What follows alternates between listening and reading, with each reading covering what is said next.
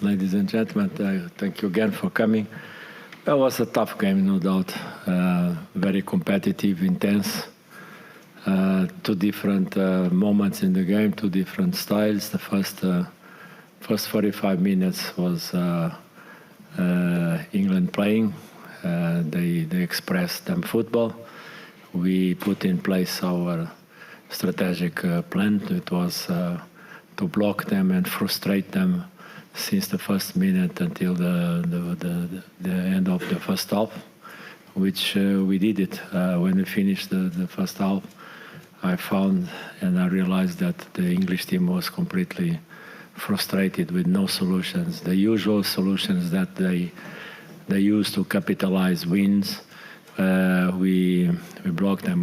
We succeed in all fronts, either in the set pieces, the diagonal long crosses, penetration in the wings, build-ups with penetration movements. We did it with our players. They did with full concentration, determination. And this showed that football game is not only about tactics and techniques, it's about bravery, courage, determination, intelligence. And the first half was about that. They've been better than us in terms of football. We've been better than them in terms of fighting spirit and determination. Second half was a different story. We have the game, we start to control the game better and better. Because the frustration keep going, no solutions for them, and we create our opportunities. They also have a couple of opportunities open. We have our opportunities, including, by the way, I think it is the right opportunity, because I'm not sure VAR still working in the World Cup. We still have VAR. Is working. I have some doubts about that, because another penalty that they need give to Ghana, clear penalty against England. And with our opportunity in the second half, I think at the end, different profiles, but we deserve the draw. The draw was the fair result for both teams.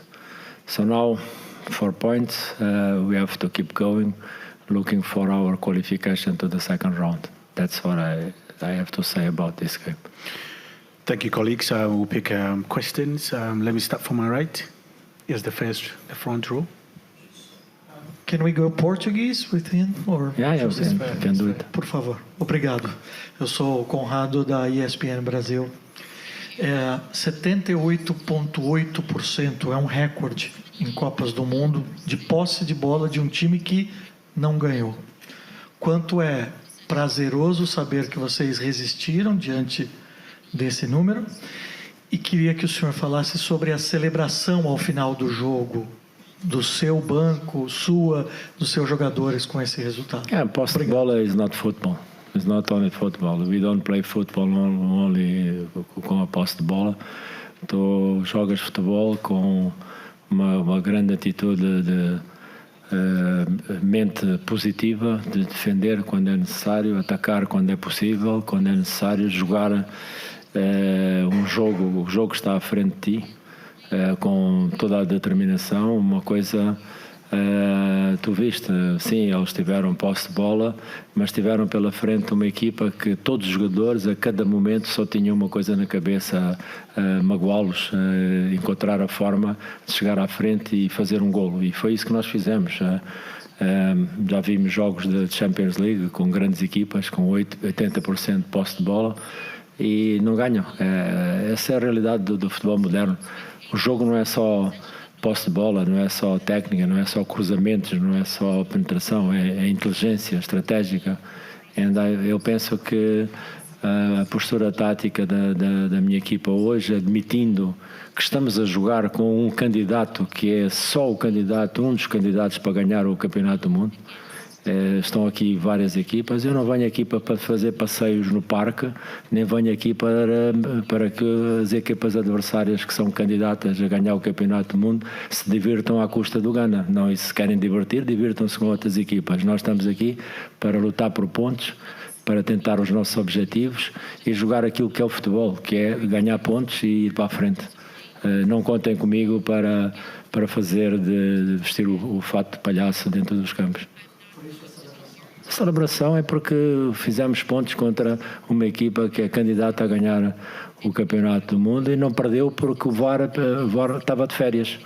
Entrou de férias durante a segunda parte. Se o VAR não tivesse ido tomar café, tinha marcado o penalti e se calhar nós tínhamos ganho o jogo. Thank you. I'll pick yes. Yes.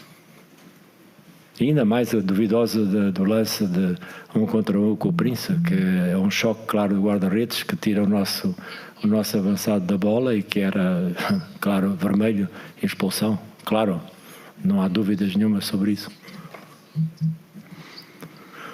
Please go ahead. Yes. Juan Carlos for Empire Sports. The manager praised the game style, the fighting, and, praised the fact that the group is one of the toughest ones in the World Cup. How do you feel, with the result tonight? And what's the game plan for the upcoming game? Thank you. I totally agree with Thomas. Our group, if it is not the most tough group in the World Cup, it is on top of 3. I agree with Thomas. Everything is open. Croatia, Panama, they have a wonderful team, and we don't know what will happen. And the thing that I know, that's why the celebrations. I told you this, and I don't hide this. First of all, the win to collect points in this World Cup is you have to pay a high price. The points are very expensive, probably because we are in the United States, everything is expensive. But the wins and points are terribly expensive. When you get 3 points and 1 point, you have to celebrate because it was a lot of runs, a lot of sacrifices, a lot of commitment, a lot of work, a lot of suffering, a lot of emotion during the game. So you have to celebrate. That's why we fight during 90 minutes. And again, one team that have a background of Premiership, all the players, they have a wonderful and fantastic experience in that game. They're ready to compete during all games. So to go and last 90 minutes with full concentration and fight for every single ball, you have to celebrate, you have to praise the players and congratulate them for that.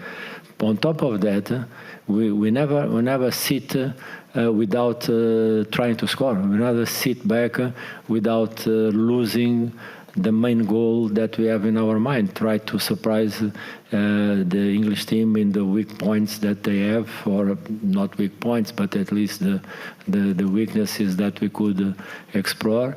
And we have our chances till the point that they're lucky. They're very lucky. Once again, VAR went for a coffee, and it's natural. I would like them also to take my coffees once in a while. But it was a clear penalty. Clear penalty, red card. You have any doubts about that? You guys that you saw the game have any doubts about that? Or is only me that I was in the game? So at the end of the day, that's why I say it was a fair result. It was a fair result. They play more time with the ball. We fight more, we fight better, we create our chances, they have them chances at the end. I think they are happy, and I am happy also with the draw. Let's come back to the right side. Hi, Carl. I'm sorry for my sarcasm, but if I say this kind of thing serious, they punish me. So I hope you understand that I am joking. Hi, Carlos. You said on television that the incident with Jude Bellingham at half-time, that he had some bad words for your bench. Can you tell us what he said? And what happened? It's part of the emotion. It was an incident you saw, and in the middle of the emotional moment was just those things that are normal in football. He swears, and when that creates a little bit of more tension. But after that, it's just football. It's just teammates that we try to win the game. Was nothing special. It was just that emotional moment. That the moment you have one word that is out of vocabulary, it can create a little bit of fire. But immediately, as professionals, we cool down. Are you able to repeat the word? No, it's just the normal things of football. You know, the football cannot turn a saloon of dancing or with tuxedos. This is something for brave people, and we don't want to turn football in obviously bile of tuxedos. Dancing is not a dancing. It's not a show. All right. Okay. Here. Coach, before Henrik Heldal from Nettavisen, Norwegian media, before the game, England player Jed Spence elected not to shake the hand of your player Thomas Partey. Did you talk to Partey before the game about something like that happening, and what do you think about not shaking the hand? Yes. Look, let me answer this. It did not happen, and as we saw, even the comments of Thomas, my comments from English team, English boys, our players, we refuse to be part of people that try to bring dust and politics inside the game. We fight to keep the four lines sacred. It's difficult sometimes, but it happens. So we have to congratulate everybody that was in the game to leave politics and everything that is dirty outside the four lines. Okay, there is a hand here. Carlos, can you talk about Asari, your goalkeeper, who was doubtful possibly for this game, and also he doesn't have a lot of experience outside of Ghana. Is he like a prospect for Europe? Usually, I don't like to talk. Never. I avoid to talk about individual players, but I think he deserved awards. He was brilliant because it's a specific position in the team.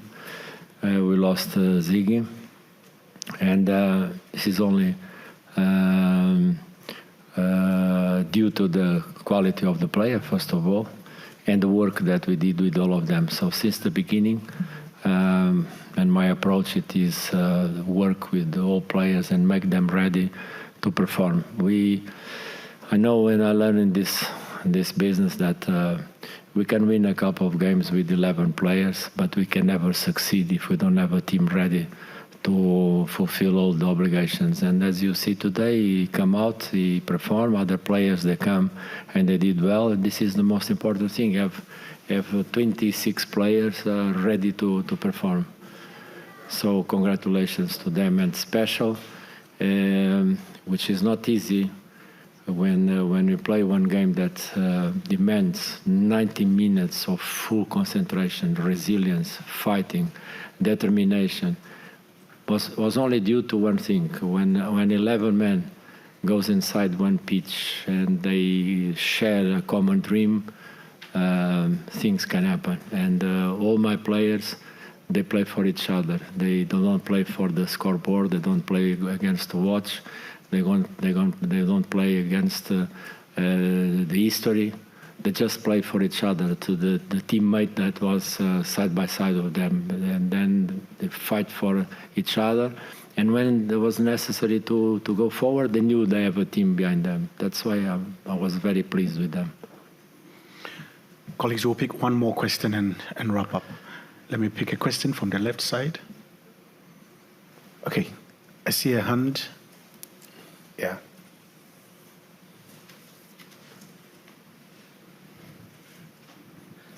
You said you lost Ziggy, which means it's always also done for the third game, or is his World Cup over, or does he have a chance to play in the last group game?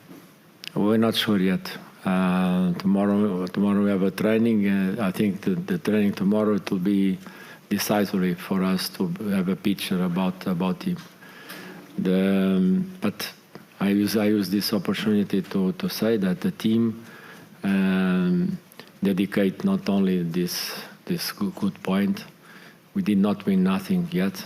We just on our way to reach the main goal, which is qualify the team for the World Cup, for the second round of the World Cup. But we have to remind the fans, dedicate these efforts to the fans of Ghana. And special, I would like to remind four players that we lost in a couple of weeks before the World Cup, which is Salisu, Kudus, this guy is Ziggy, and I miss one, yeah. Kudus, Salisu, and Chico. So this effort that the team is doing, it are dedicated to these four players, four starting members, and to rebuild in 2 weeks. We have, since I take the team, I have 14 training sessions with them.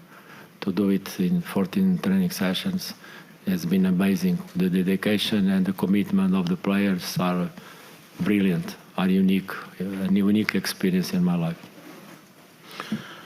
All right. Thank you. Thank you.